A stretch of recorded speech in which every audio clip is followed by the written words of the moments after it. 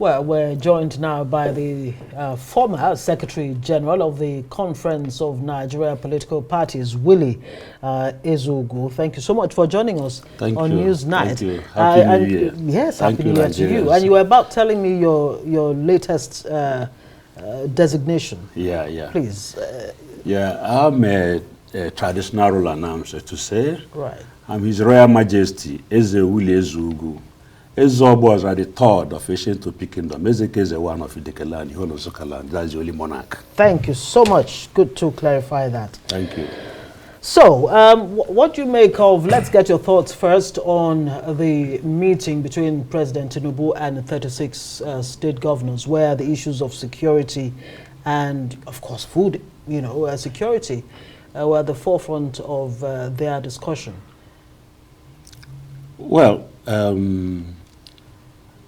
we have said time without number the cause of security issues in Nigeria today. So many saboteurs.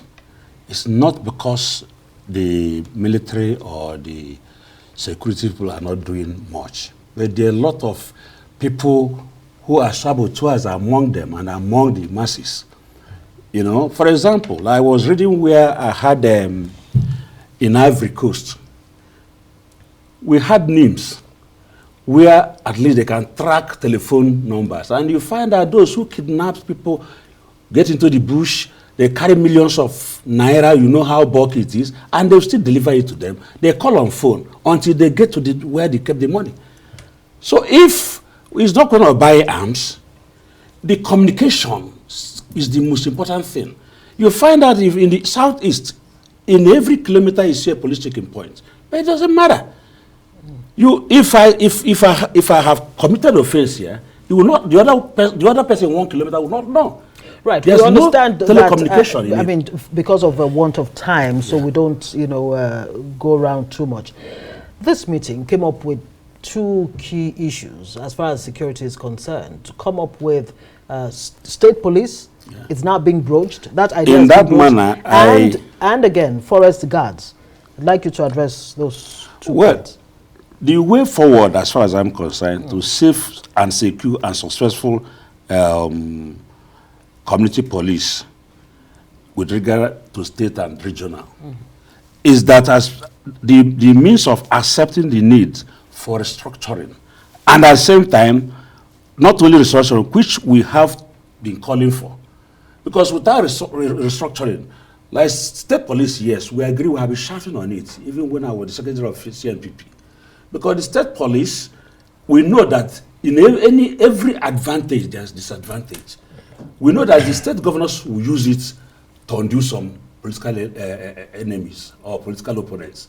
But that notwithstanding, the goods that will come out of it is more than what they will do. Because with the state police, the state governors will be able now to have authority over being the chief secretary of the state. And don't rule out that today the traditional ruler has no rule in this country, have no job, have no work. And these are people, the custodian of the authority, the people who are living in the villages, who live in the towns. You cannot enter any kingdom or any community without the traditional ruler knowing. They know all the people that are living with them. And so they must be infused, they must put into whatever they are doing. Let me comment. I'm excited knowing that you're a traditional ruler today, and once a politician, a traditional ruler, so you're already in the thick of things. Yes. How best, every time we talk about traditional rulers having knowledge and capacity to face the challenge of security, sometimes we fail to let us in on how they know.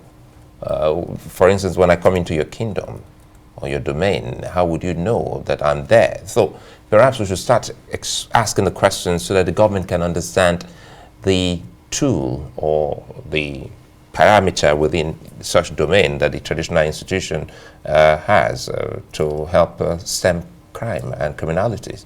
Well, one time I gave an example from my grandfather, who died 64 as a monarch, which I'm the third in the series. He has over 60 people working for him. And out of these 60 people, somebody committed murder somewhere. and he came to be part of the workers there. That there was when police, security people are working, when there's a piece of information. Some policemen were among the people working in the farm. You know, after the break, people sit down to be discussing, and that was how that man that committed murder somewhere was telling them the story, what happened somewhere, not knowing it was what they were trailing. It doesn't happen today. It can't happen today. And that was how he was fished out. And you find out all the whole thing happening today in this country. You have DSS, you have state police, CIDs, and all these things. Everywhere is, how much can you get? And you don't blame them. The service and without being paid well.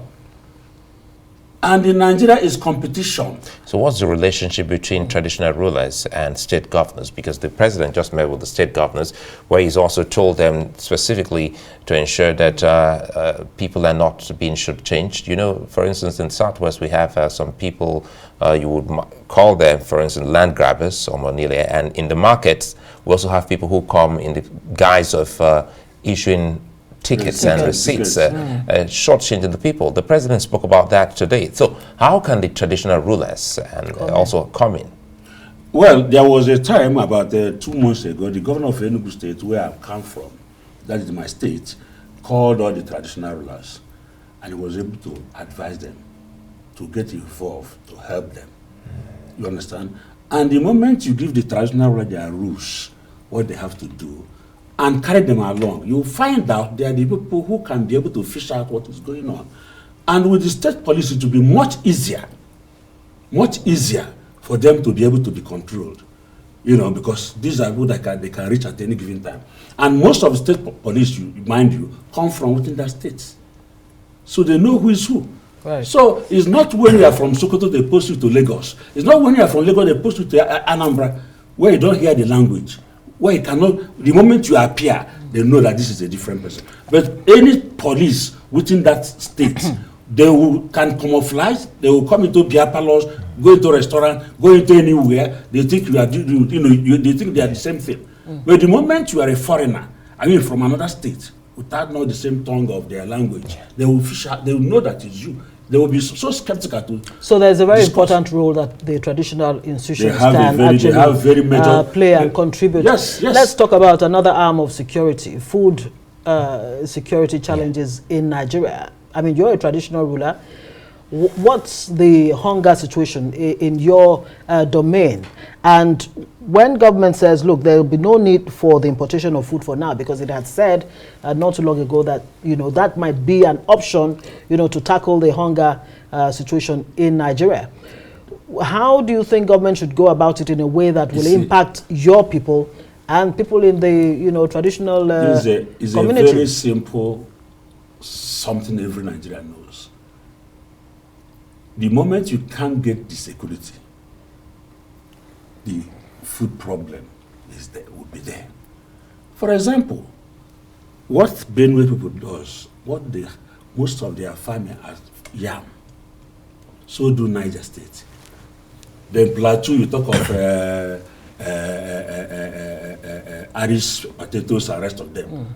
But how many of them go to farm today?